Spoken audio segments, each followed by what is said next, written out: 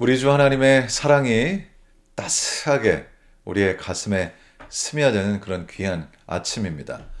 오늘 저희가 함께 나눌 말씀은 주와 동행하며 대화한 에녹이라고 하는 제목으로 에녹은 어떤 기도 생활을 했는가 하는 것을 살펴보는 그런 시간이 되겠습니다. 링컨 대통령 아마 여러분 이름 다 들어보셨을 텐데요. 남북전쟁 중에 링컨 대통령은 정말로 수백 건의 결정을 해야 하는 너무나 바쁜 일정을 소화해야 했습니다. 그의 비서들은 항상 링컨을 찾았고요. 찾을 때마다 링컨이 집무실에 혼자서 무릎을 꿇고 이렇게 기도하는 모습을 자주 보곤 했습니다. 그래서 좀 믿음이 약한 한 측근이 이렇게 약간은 불평스러운 그런 표현으로 링컨에게 질문을 합니다. 카카, 아니 이렇게 바쁜데 이건 맨날 기도만 하십니까? 약간 불평을 한 거죠. 그때 링컨이 이렇게 대답합니다. 이렇게 바쁘기 때문에 기도합니다. 내 지혜로는 이 전쟁을 감당할 수 없습니다. 정말 주님과 동행하는 삶을 사셨던 것 같아요. 이 일화를 본다면.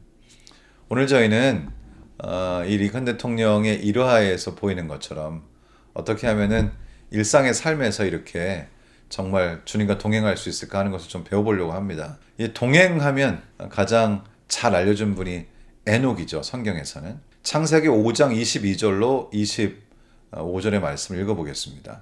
무드셀라를 낳은 후 300년을 하나님과 동행하며 자녀들을 낳았으며 그는 365세를 살았더라. 에녹이 하나님과 동행하더니 하나님이 그를 데려가심으로 세상에 있지 아니하였더라.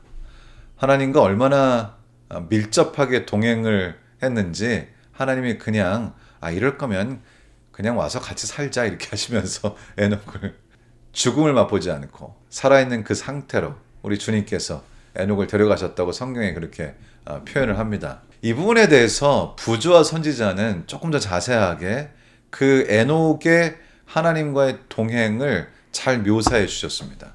활동적인 생활 가운데서도 에녹은 하나님과의 교통을 꿋꿋이 유지하였다. 그의 일이 더 커지고 더 분주하게 될수록 그는 더 부단히 그리고 간절하게 기도했다.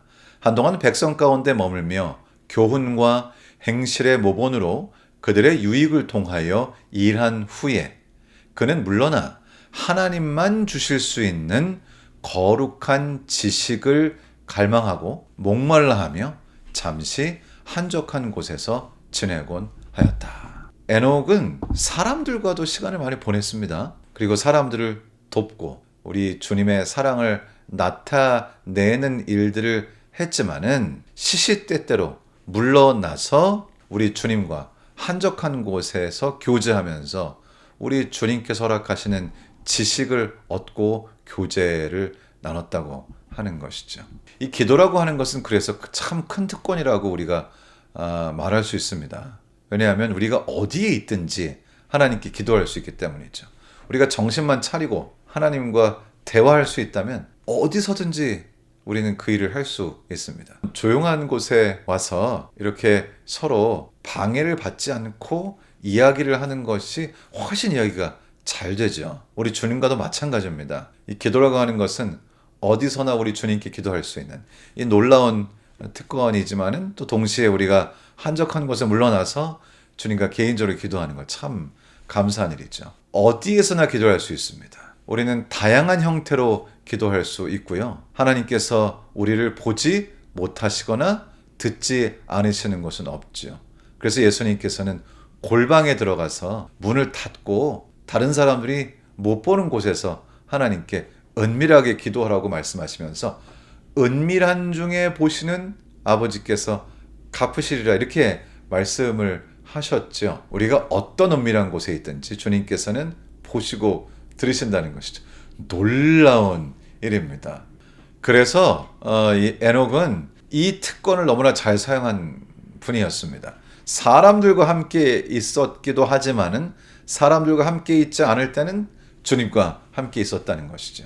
한적한 곳에서 기도할 때 또 좋은 점이 있는데 그것은 마음속으로만 이렇게 생각으로만 기도하는 것이 아니라 우리 하나님께 소리를 내서 기도할 수 있었다는 것입니다.